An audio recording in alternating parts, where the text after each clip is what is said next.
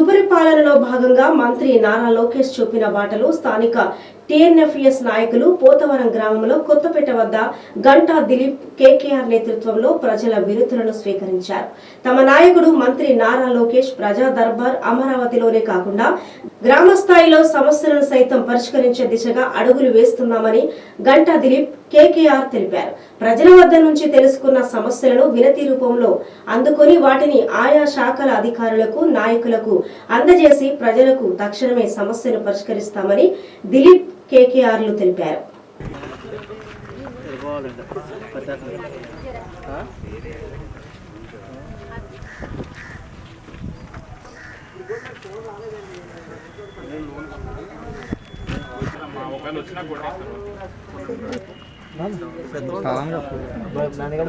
బండి